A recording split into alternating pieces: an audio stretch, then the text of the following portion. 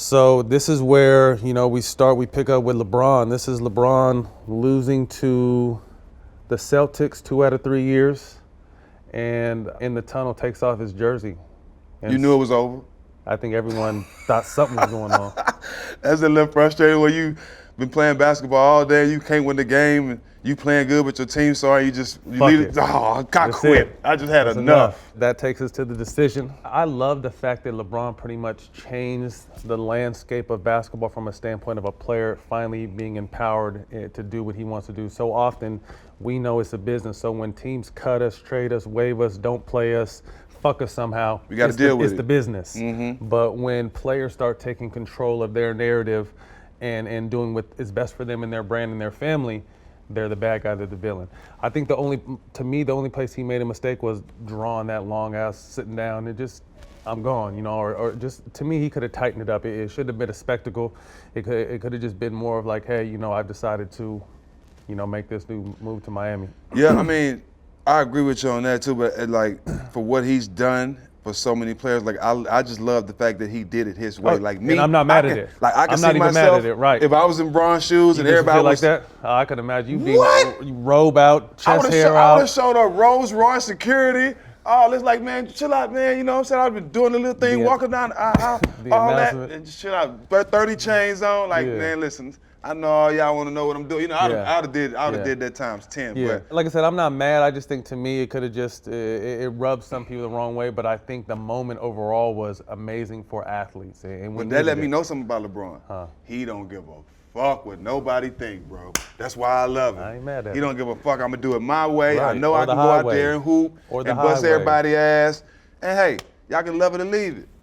You got to take it. And when everybody was watching. I mean, even me. I'm sitting there watching. Where he going? Where he going? He had the whole world watching, bro. That was dope. That was super dope. I'm not mad. But I'm just saying he did took he some do it heat like for it. Boys and Girls Club or something like that? I'm not sure where. I don't remember where he did it. It ended up being a way we was giving back at the same time. You know what I'm saying? He always what people didn't know. He always make it work. But anyway, so this is the beginning of super teams.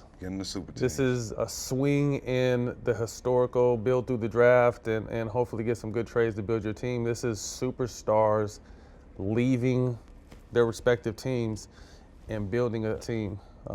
It was scary though, because when Bron first went to Miami, everybody was like, "Oh my God, they finna dominate," and they lose the first year. Crazy. You know what I'm saying? So we like, well, is this Big Three shit even gonna work? Yeah. You know what I'm saying? But shit, and then it ended up winning It was the next only a two. matter of time. You Right. know, like we always talk about chemistry, and like I said, shit could always look good on paper, but you got to get that chemistry down. I think they learned from that. It's also kind of the beginning of social activism to speak to.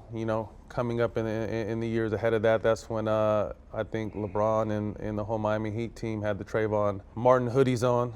And the Eric Garner, I Can't Breathe, I think was the following year. So I think that was kind of the first time him opening those doors for, like I said, for the rest of us. I think with his move to Miami, he opened up for players to kind of take control. And then with his lead, he kind of opened up our platform to kind of speak more on social events, not just sports and things that we really feel that are near and dear to us. When was the last time the face of the NBA did that or led that? The face of sports led it. That's what I'm saying. When was the last time? Never, you know what I mean? So definitely that's why it was so big. Superstar I think we've ever had by far in any sport. I think it's because he really comes from it. Right. It ain't too many superstars that actually come from the mud. LeBron really come from it. Right. You know what I'm saying? And I think he see things different. I wish people would just kind of understand, even not just LeBron, but great players. I think we get so caught up in we're in a social media world, so you're riding for your team or you want to just hate on guys instead of sitting back and realize like you're witnessing history with some of these guys, with KD, with Steph, with LeBron, with Kobe, and it's crazy. You see more slander than you just, not that they need praise or look for praise, but just you see more hate than you see love, not really realizing in a moment of time when we look back on this, we're 50, 60, 70 years old, like we witnessed some of the greatest players ever to play this game. I think about it a lot because 9 out of 10 times when somebody asks me about basketball, they're asking me about Tim Duncan. What you said?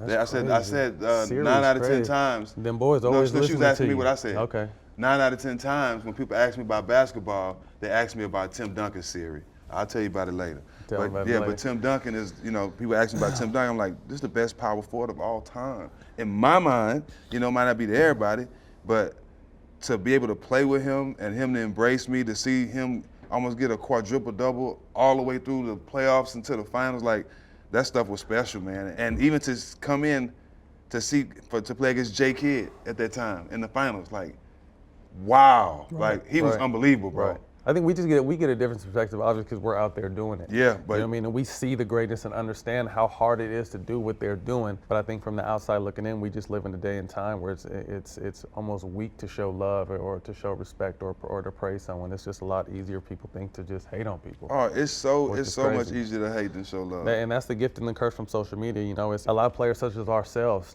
who were labeled one way in the game to show the world what we are. You know, we both were just talking about this off camera. Shout out Showtime. Definitely, that we've been able to grow a brand that's going to be much bigger than our basketball brand, you know, post-career. And that's because of social media and the way we could really we were both labeled as thugs, gangbangers, bad this, bad that. But the one thing we both always had in common was our teammates loved us. Yep. You know what I mean? So it was just a misconception of what the world thought we were. You know, back in the day when we, you know, coming into this decade, there wasn't really social media. You know what I mean? Like Twitter had just kind of started going in the early 2000s. We didn't really have much of a voice. You know what I mean? So if the media painted us one way, that's who we were. You know what I mean? And I think the emergence of social media has given us outlets and given us our own platforms, but also growing the game tremendously to make it what it is today. And for guys to make the money it is today, I think a lot has to do with social media and guys growing their brands. It's a gift and a curse, though. Bro, right.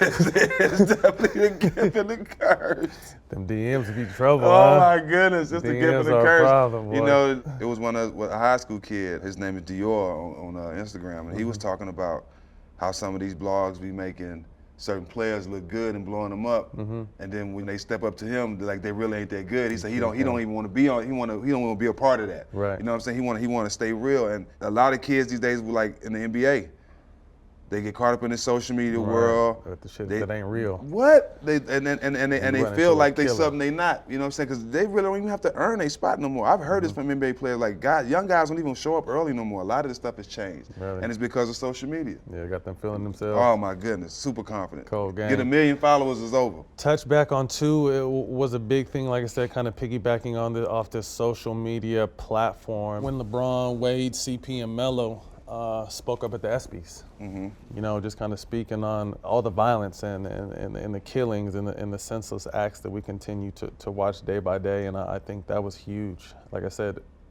having kids, we know that it just kind of resonates when athletes say it, you know. So them four, for sure. But then, yeah, there's no question them four, but I just think, you know, when we start using our voice is heard around the world, you know, and that's the kind of attention I think we needed to continue to bring to the bullshit that was happening in the streets with the unjust killings and just where we were as a society. So like I said, you continue to thank these guys for using their platform and opening up these doors.